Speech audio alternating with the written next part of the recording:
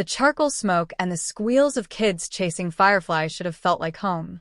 Instead, I stood on the edge of my parents' 50th anniversary cookout in my navy linen dress, clutching a sweating bottle of root beer like a hall pass, feeling like a ghost at my own life's party. Everyone else belonged. My father, retired Marine Colonel Jack Brennan, held court by the smoker the way he once held a perimeter. Loud, certain, adored. Old squadron buddies orbited him, hanging on every retelling of Fallujah '04. My mother floated between coolers in her sunflower apron, the perfect officer's wife. My brother flipped steaks like he was born with tongs in his hand. Cousins compared deployments. Nieces and nephews turned the lawn into a battlefield. And me? I was Lauren, the one who fixes computers in Virginia. That was the entire bio they needed. I'd stopped correcting them years ago. To them I was 39, single, quiet, harmless. The daughter who sent birthday cards but rarely showed up. The one who worked with spreadsheets. They had no idea that last month, inside a SCIF beneath Fort Meade, I was pinned with my first star in a ceremony, so secret the only witnesses were the Secretary of Defense and a one-star chaplain who couldn't tell his wife where he'd been. To the United States Cyber Command, I am Brig General Lauren E. Brennan, commander of the 91st Cyber Brigade, the unit that breaks enemy networks before breakfast and is home by lunch. To my family, I was still the kid who couldn't salute properly at the 4th of July parade. Dad raised his beer for the inevitable toast. I knew the script by heart. Thank Mom for 50 years of holding the fort, joke about desert sand still in his boots, then the gentle roast of his civilian daughter who keeps the Pentagon's printers running. The crowd always laughed on cue. I braced, same as always. He scanned the yard, found me by the dessert table, and grinned that wolfish grin. And over there's my Lauren, still in Northern Virginia, doing whatever it is with the computers. Chuckles rippled. Guess somebody's got to push the buttons so the rest of us can pull triggers, right, sweetheart? The laughter hit like warm beer in the face. My mother's eyes flicked to the grass. My brother smirked. I smiled the way I'd smiled 1,000 times. Small, harmless, forgettable.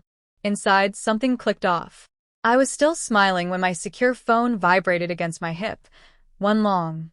Too short, one long. Code Aurora. Only used when the world is actually ending. 10 seconds later, every civilian phone in the yard lost signal at once. The Bluetooth speaker died, mid-Leonard Skinnerd. Lights inside the house blinked twice and went dark. Someone laughed nervously. Guess the grid's drunk too. Then came the sound. Low, mechanical thunder rolling in fast from the west. The oaks started thrashing. Paper plates flew like startled birds. A blacked-out MH6 little bird dropped out of the sky and hovered 20 feet above the cul-de-sac, rotor wash flattening the grass into perfect circles. People screamed, ducked, covered their heads with trays of potato salad. I set my root beer down, smoothed my dress, and walked toward the street. Lauren, get back here, Dad shouted, using his old battlefield bark. I kept walking. The hello kissed the asphalt. Side doors were already open. For operators in crime multicam, no patches, no names, dropped out moving like one organism. They blew past my father like he was furniture and formed a wedge straight to me.